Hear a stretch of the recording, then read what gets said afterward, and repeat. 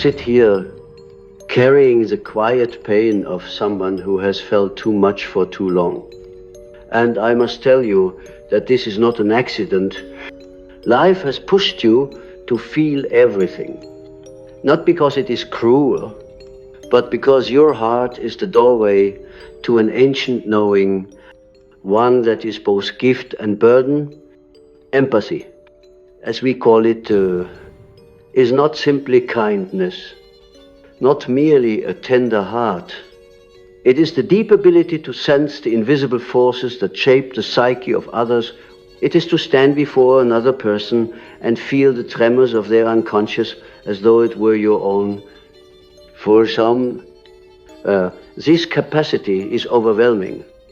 And when such a person reaches the limit of what they can hold, when they are fed up, the transformation is not into weakness, but into something formidable.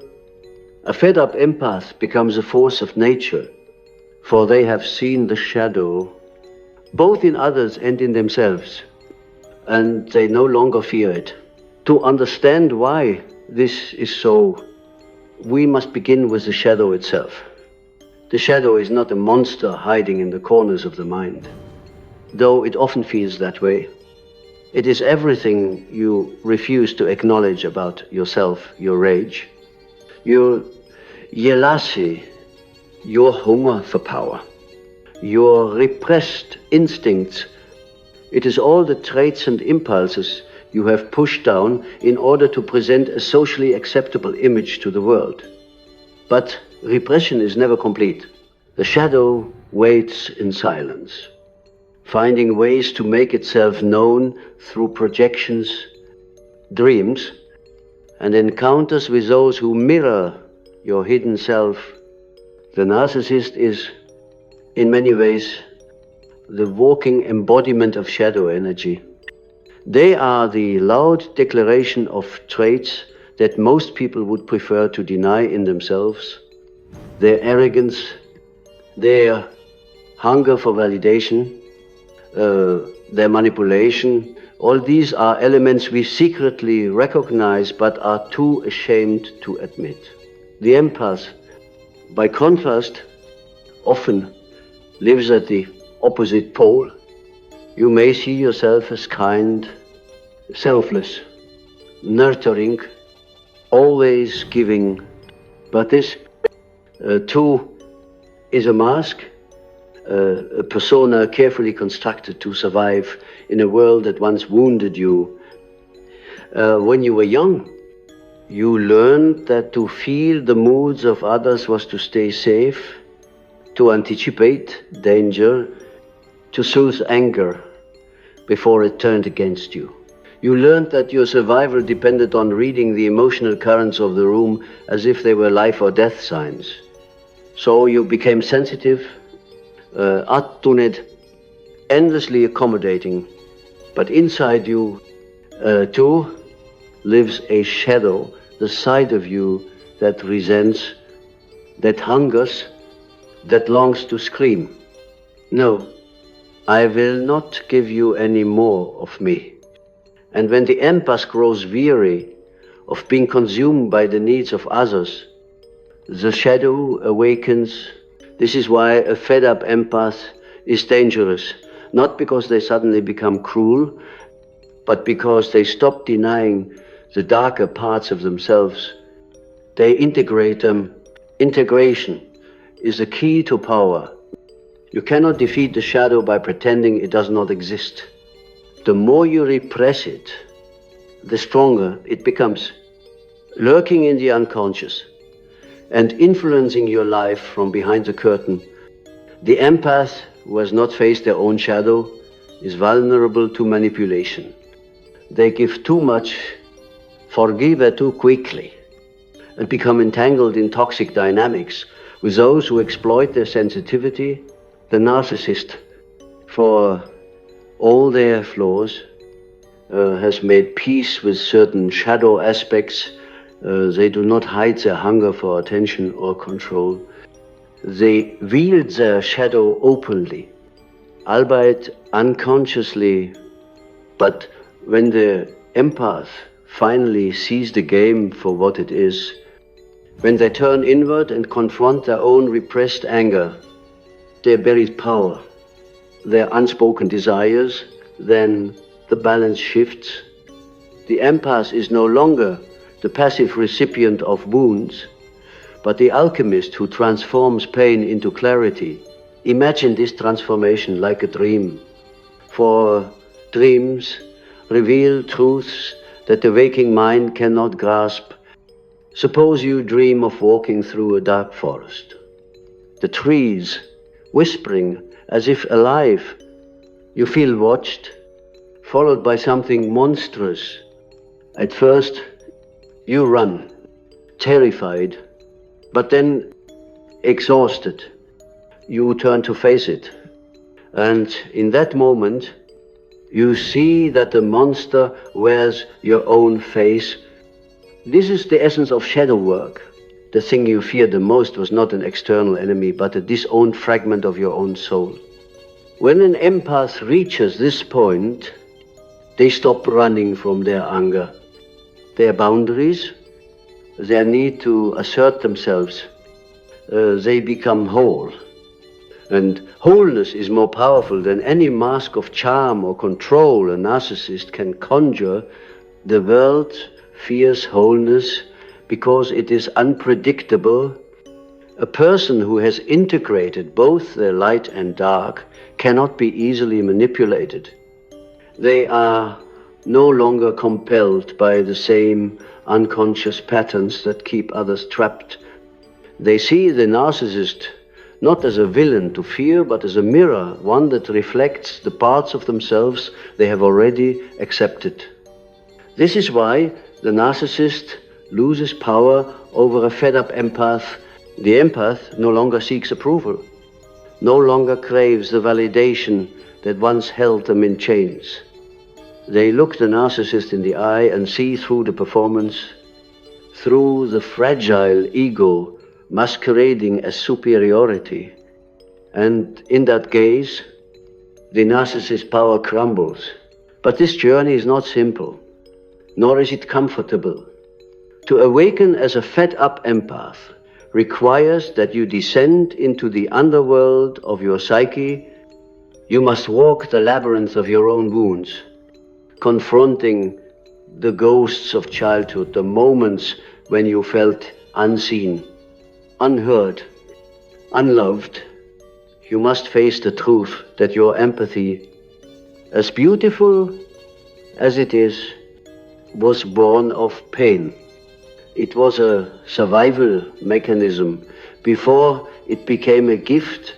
And if you are brave enough to hold this truth without flinching, you will feel something extraordinary, a fire within.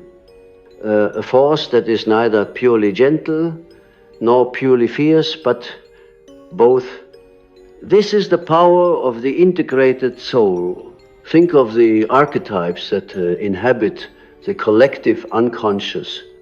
There is the mother, nurturing and compassionate, but also the dark mother, who devours when boundaries are crossed. There is the healer who mends wounds, but also the warrior who protects what is sacred. For too long, the empath has lived only as the mother or the healer, suppressing the warrior and the dark mother within. But when these archetypes unite, the empath becomes something entirely new. They become a guardian of their own soul. They no longer pour themselves out for those who do not value them. They choose where their energy goes. And this choice is an act of power. Let me tell you a story. Not a literal one, but a story of the soul. There was once a woman who gave her heart freely to everyone she met. She believed that to love meant to bleed for others, to give until she was empty. One day, she met a man who took everything, her time, her energy, her joy.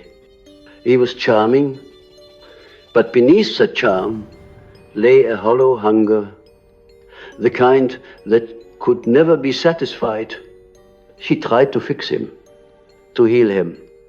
But the more she gave, the more he demanded, and one night she dreamed of a wolf. The wolf stood at the edge of a cliff, its eyes blazing. "Why do you feed those who would starve you?" the wolf asked. "Why do you give your life away?" She woke with tears, realizing that the wolf was her own shadow, calling her back to herself. From that day forward, she stopped chasing those who could not see her worth. She became the wolf, fierce, discerning, yet still capable of love. This is the journey of the empath. The shadow's revenge is not about destruction.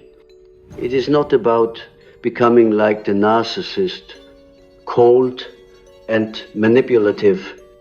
It is about reclaiming what was always yours, your right to exist as a whole, unapologetic being.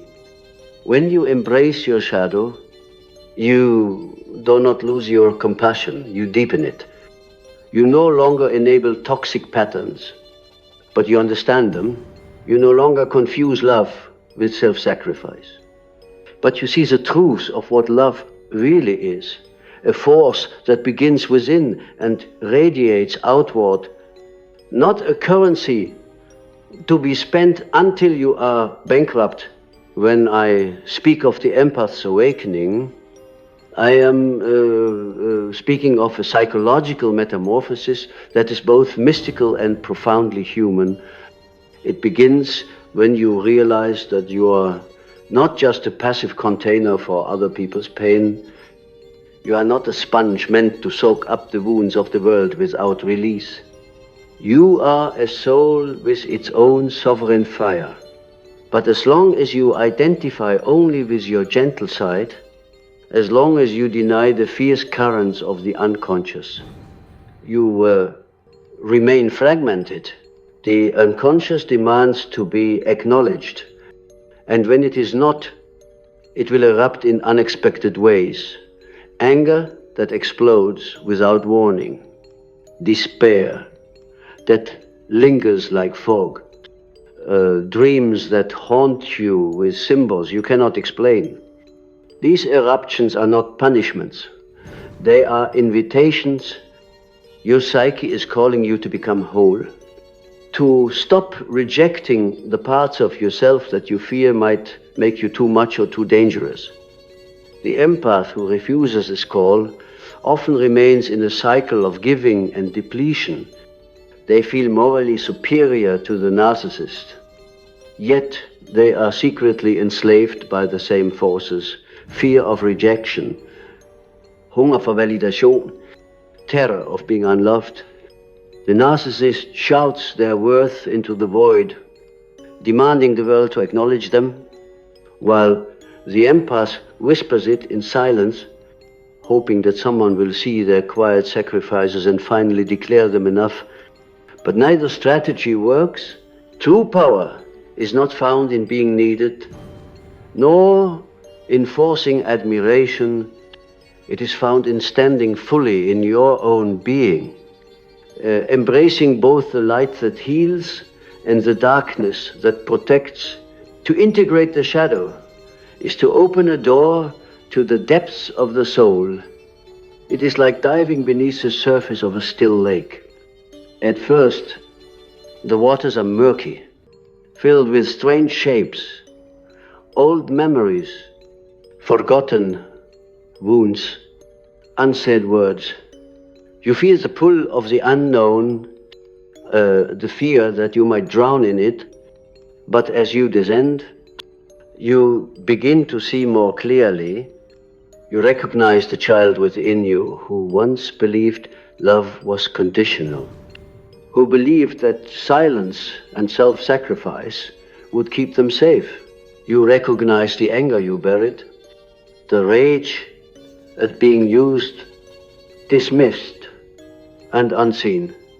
And as you bring these truths into the light, something astonishing happens, the fear begins to dissolve.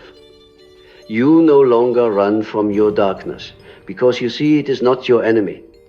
It is your strength waiting for you to claim it. Think of the myths of old, where the hero must face the dragon to claim the treasure. The dragon is not just an external beast, but the projection of our own shadow. The empath who has been fed up, who has reached the breaking point, stands at the mouth of this cave. They can no longer give their power away to those who feed on them. They must face the dragon, not by slaying it, but by recognizing that the dragon is a part of them. The treasure is not gold or jewels, but the fire of selfhood, the ability to stand firm in one's own truth. This is why when an empath awakens, they can become more dangerous than a narcissist.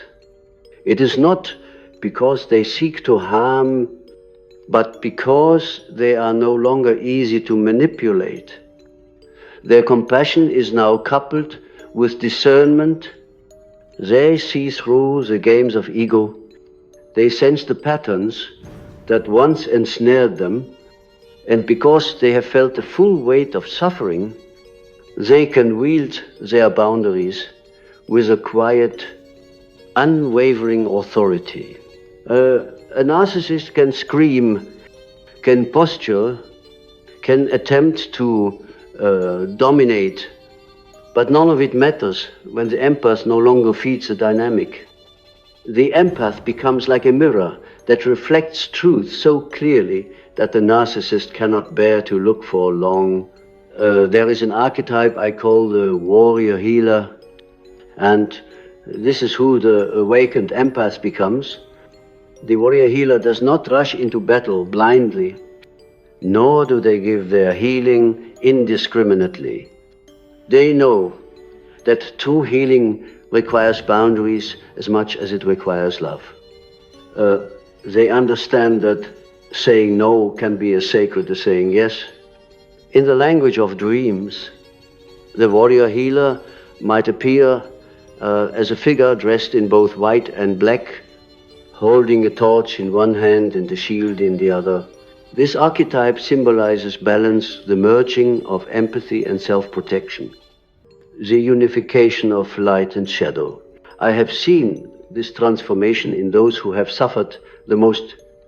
A woman who once felt invisible to her family, who gave and gave until she could no longer breathe, suddenly stands tall one day and says, "I will not be your emotional servant anymore." A man who spent his life absorbing the anger of others, who believed that to be gentle was his only virtue, suddenly discovers that his anger is not evil but sacred. It is the boundary that tells the world, I exist, I matter. These are not small awakenings. They are revolutions of the soul, but make no mistake, this path requires courage. To awaken as a fed-up empath is to lose parts of your old identity. You may find that people who once relied on you to be endlessly available will resist your new boundaries. They will call you selfish, cold, changed. But this is not selfishness, it is self-respect. You are not abandoning your empathy, you are refining it. You are choosing to direct it where it can truly flourish, rather than allowing it to be drained by those who cannot appreciate it. And in doing so, you will find that your love becomes more powerful, more alive, because it is no longer given from a place of fear, but from a place of freedom. The narcissist's power is illusory. It is built on the fragile scaffolding of ego, on the desperate need to be admired, to be seen as more than they truly are. When you, as an empath, cease to feed that need, the structure collapses. You do not need to fight them, you simply need to stand in your truth. It is like turning on a light in a room full of shadows. The illusions vanish, and what remains is the raw truth. This truth is often uncomfortable, even painful, but it is liberating. It frees you from the cycle of giving and taking, of victim and predator. Sometimes this awakening comes suddenly, like a lightning strike. You wake up one day and realize you can no longer tolerate the weight of false relationships, false roles. Other times, it comes gradually, like the slow dawning of morning light. You begin to notice patterns you once ignored. You see how often you said yes when your soul screamed no. You feel the exhaustion of carrying emotions that were never yours to bear. And with each small act of reclaiming your voice, your power grows. It is not about becoming hard or bitter. It is about becoming whole. Wholeness, as I have said, is the true goal of life. It is not about being perfect or pure, but about embracing the totality of who you are. This is why I have always emphasized individuation as a process of becoming your true self. Not the self that society demands, not the self that pleases everyone, but the self that is rooted in the deep, mysterious center of your being.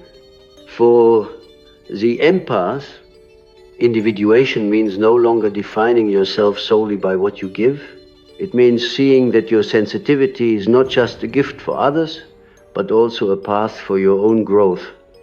It means honoring your needs, your boundaries, your dreams, even if it disappoints others.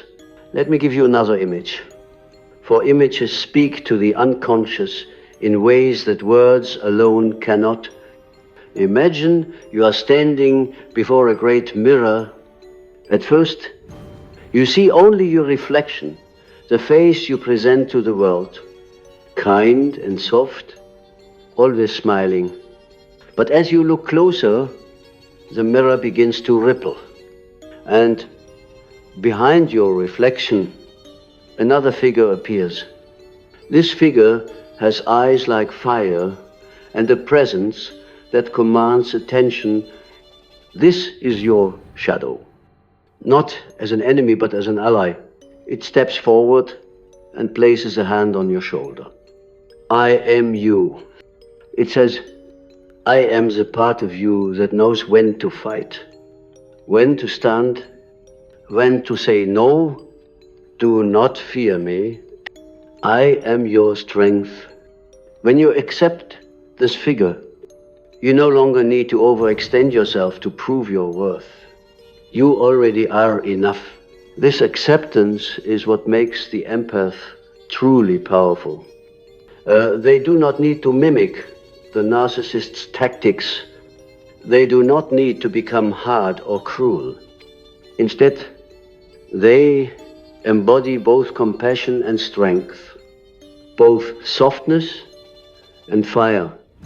They can see the wounds behind the narcissist's mask, but they do not allow those wounds to dictate their own worth.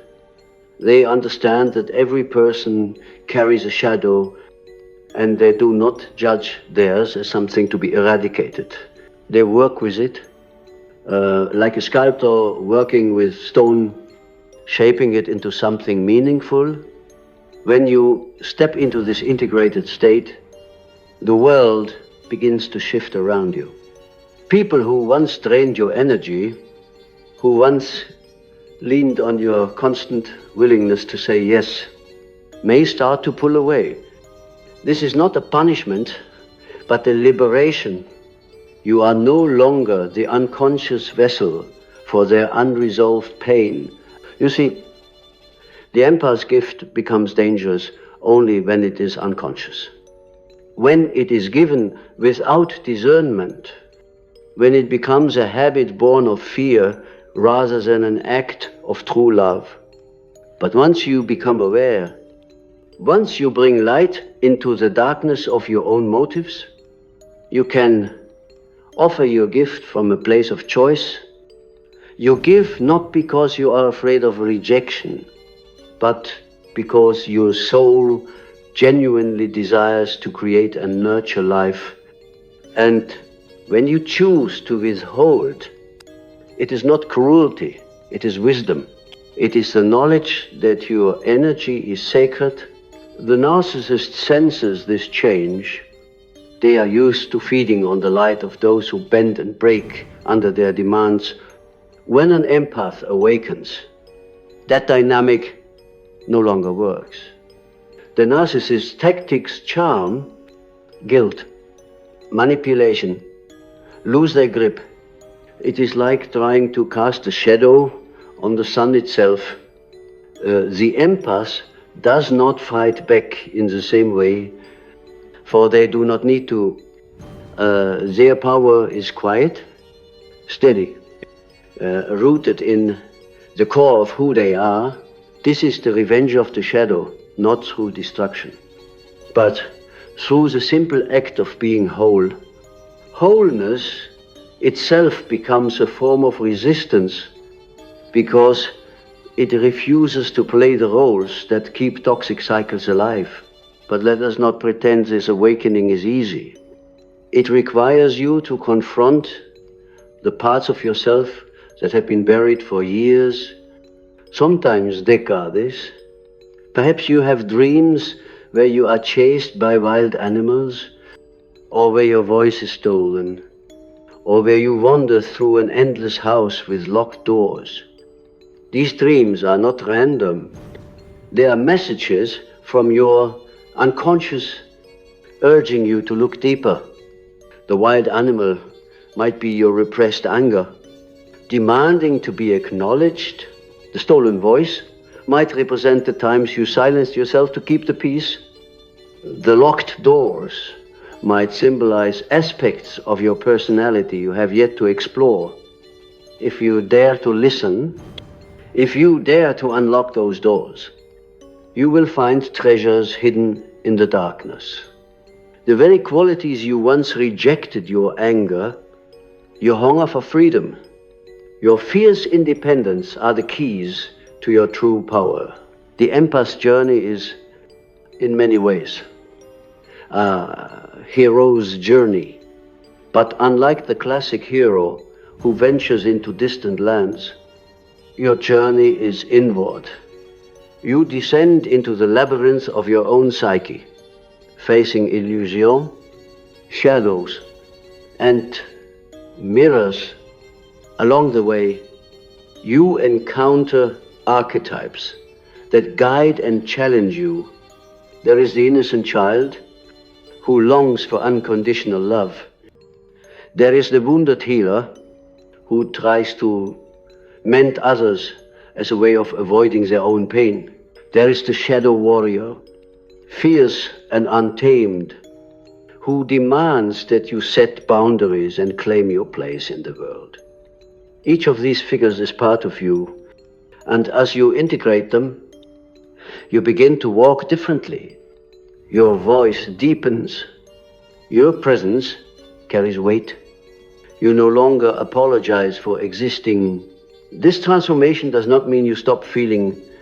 On the contrary, your sensitivity becomes sharper, clearer. But now you can feel without drowning. You can witness the suffering of others without taking it on as your own. You can love deeply without losing yourself in the process. This is the difference between unconscious empathy and conscious empathy.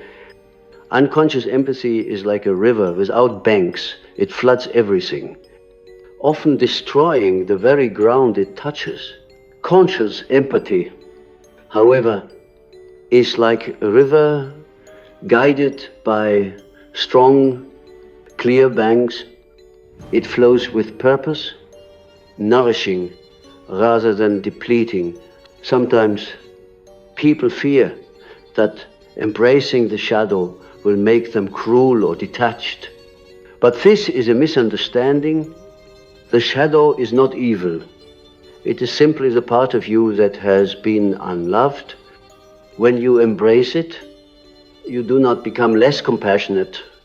You become more authentic. Your compassion is no longer a performance, no longer something you do to earn love. It arises naturally, like sunlight streaming through a clear window. And when you say no, when you walk away, it is not out of anger, but out of alignment with your soul's truth. I recall a patient I once worked with, a woman who had spent her entire life as the caretaker for everyone around her. She was beloved, yes, but also exhausted, resentful, and quietly broken. When we began exploring her dreams, she kept seeing images of a burning forest. At first, she feared these dreams, thinking they meant destruction. But as we worked together, she realized the fire was not meant to destroy her, it was meant to purify her. It was the fire of her own rage, the rage she had suppressed for decades, the rage that said, I deserve to exist for myself, not just for others. When she embraced this fire, she did not become cruel. She became radiant. She began to set boundaries with a calm firmness that surprised even her. She stopped apologizing for taking up space. And as she changed, her relationships changed too. Some people left, unable to handle the new version of her. But those who truly loved her stayed, and their love deepened, for it was no longer built on one-sided sacrifice. This is the essence of the empath's shadow revenge. It is not about hurting anyone. It is about ceasing to hurt yourself. It is about refusing to participate in the patterns that have drained you for so long. When you step out of those patterns, you disrupt the entire dynamic. The narcissist, who thrives on control, no longer finds a willing participant. The energy exchange collapses, and in that collapse, you are free. But freedom can feel strange at first. You may feel empty, unsure of who you are, without the constant role of caregiver or fixer. This is natural. It is like stepping out of a costume you have worn for years. You must get used to your own skin again. This is where self-discovery becomes essential. You must ask yourself questions that you may have avoided. What do I truly want?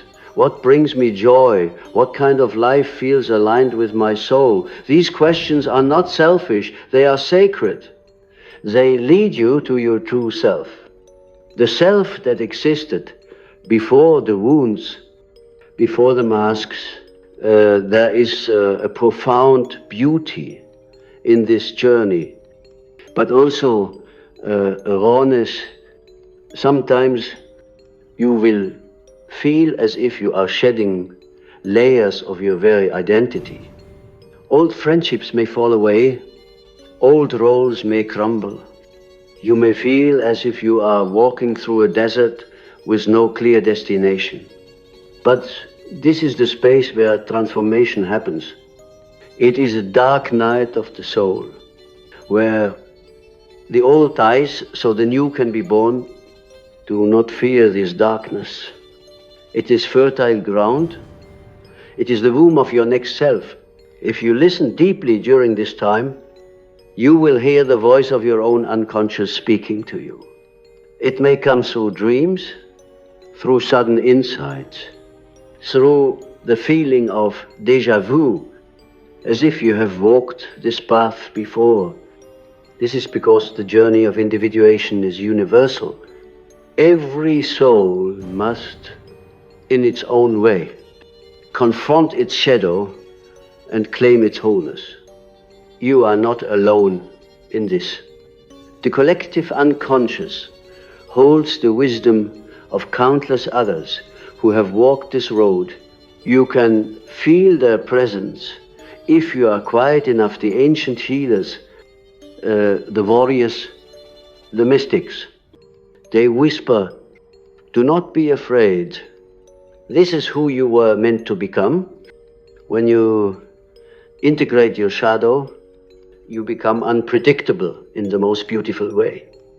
You can still be gentle, but you are no longer easily broken. You can still love, but you no longer lose yourself in the process. You become like a tree with deep roots. Storms may come, winds may blow, but you remain grounded.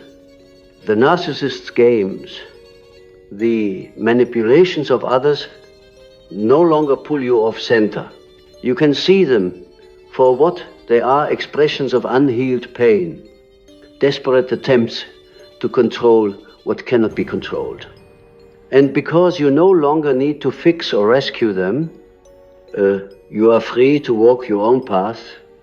As you continue to awaken, you will begin to notice that the world reflects your inner state with uncanny precision. Situations and people that once triggered deep wounds will appear again, but now you meet them differently. You no longer shrink, no longer give away your power as an unconscious act of survival. Instead, you hold your ground with a quiet strength that comes from knowing who you are.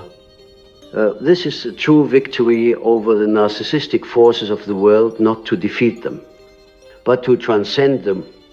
For the narcissist, at their core, is not an enemy, but a soul lost in its own maze of shadow.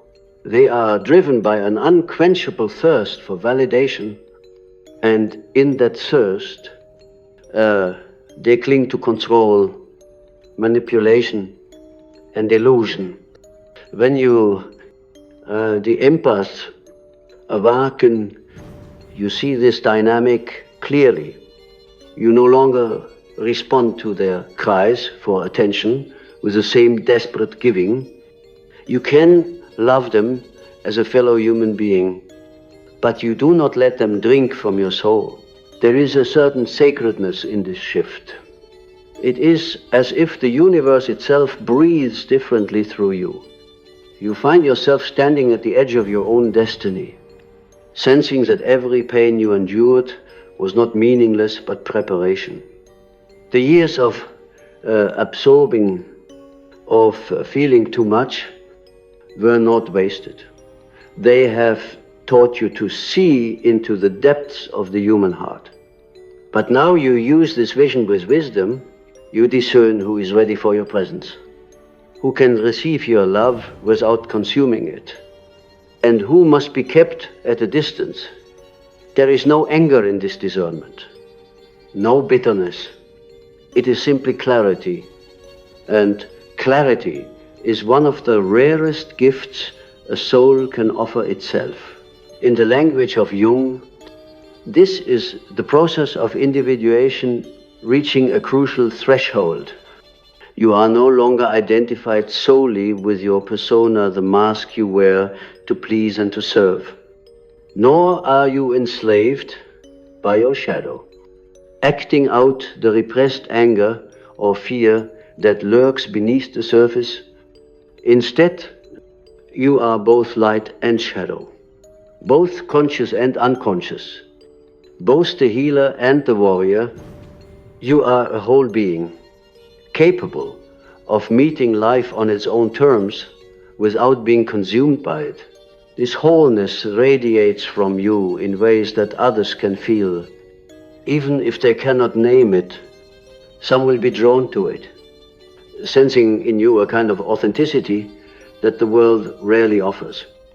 Others, particularly those who thrive on manipulation, may be unsettled by it, for they can no longer find the cracks in your soul to exploit. To live in this way is to walk a sacred path, you begin to realize that your empathy is not meant to be spent recklessly. Like water poured into the desert, it is meant to be offered where it can truly nourish, where it can grow gardens, instead of evaporating into barren sands. This requires patience and discernment. And sometimes it requires solitude. There will be moments when you feel called to withdraw, to sit with your own soul in silence, to listen to the whispers of the unconscious. Do not fear this solitude. It is in these quiet spaces that the deepest integration happens. You may find that your dreams grow more vivid, that symbols and archetypes visit you in ways you cannot fully explain. These are not mere fantasies, they are the language of the psyche, guiding you toward your next step. I want to speak of dreams once more, for they hold the key to so much of this process. Imagine a dream where you are walking along a path at night, the moon casting strange shadows on the ground. You come to a crossroads. One path leads into a dark forest, the other into a bright meadow. Most would choose the meadow, for it looks safe, inviting. But the true path of transformation lies in the forest. It is there, among the tangled branches and the hidden creatures, that you will find the parts of yourself that have been waiting for you. The empath who dares to walk this path will find not only their shadow, but also their true strength. They will meet the archetypes that dwell in the depths, the wise old man or woman, the trickster, the inner child, the self. Each encounter is a revelation, each step a shedding of old illusions. As you return from this inner forest, you emerge changed. You no longer fit the molds that others placed upon you. You no longer apologize for your boundaries, your voice, your truth. Some will not understand this change, and that is fine. You did not come here to be understood by everyone. You came here to become yourself, fully and unapologetically, and in doing so, you become a light for those who are ready to see, not a light that burns itself out, trying to save everyone, but a steady flame that inspires by simply existing. The shadow's revenge, then, is not an act of retaliation. It is a natural consequence of wholeness. When you integrate your shadow, you no longer play small. You no longer hide your power to make others comfortable. You embody a presence that says, without words, I am here. I see you. I see through the illusions, and I will not betray myself to keep your ego intact. This kind of presence can be unsettling to those who live in denial, but it is also profoundly healing, for when you live in truth, you give others permission to face their own shadows. Let me offer you one final vision. Imagine standing on a cliff at dawn, the world below, still wrapped in mist. You have walked a long and difficult road to reach this place. You carry scars, yes, but they are no longer wounds. They are the marks of your becoming. You watch as the first rays of sunlight break through the clouds, illuminating the landscape. In that moment, you understand that everything you endured, every pain and every betrayal, has brought you here to this clarity, this strength, this wholeness. You are no longer the empath who bends and breaks for the world. You are the empath who stands tall, rooted like the mountain itself. The narcissist, the manipulator, the taker, they cannot shake you. Now, your power does not come from fighting them, but from knowing yourself so deeply that nothing external can define you. This is the gift of the shadow. It teaches you that you are not only your kindness, not only your compassion, you are also your boundaries, your voice, your fire. You are a tapestry woven of both light and dark threads. And when you accept the full pattern, you become unstoppable. You do not need to prove your worth, because you see that your worth is inherent, eternal, unshaken by the opinions of others. You do not need to rescue anyone, because you trust that each soul must walk its own path, face its own dragons, integrate its own shadows. You can walk beside them, yes, but you do not lose yourself in their journey, in this wholeness. Love itself transforms. It is no longer the desperate, self-sacrificing love of the wounded empath, nor the demanding, self-centered love of the narcissist. It becomes something vast, something free. It is the love that sees all, accepts all, and yet remains true to itself. It is the love that can say yes and no with equal grace. It is the love that flows from a soul that is no longer divided. And so I say to you, do not fear the moment when you feel fed up. Do not fear the breaking point, for it is often the threshold of your awakening, when you can no longer carry the old patterns, when you finally say, enough. You open the door to a deeper truth. You are not meant to live as a servant to the shadows of others. You are meant to stand as a being of both light and shadow, fully alive, fully awake. This is your true power, and it is greater than any mask, any manipulation, any illusion that the world can throw at you. If you are listening now, perhaps you feel this fire stirring within you.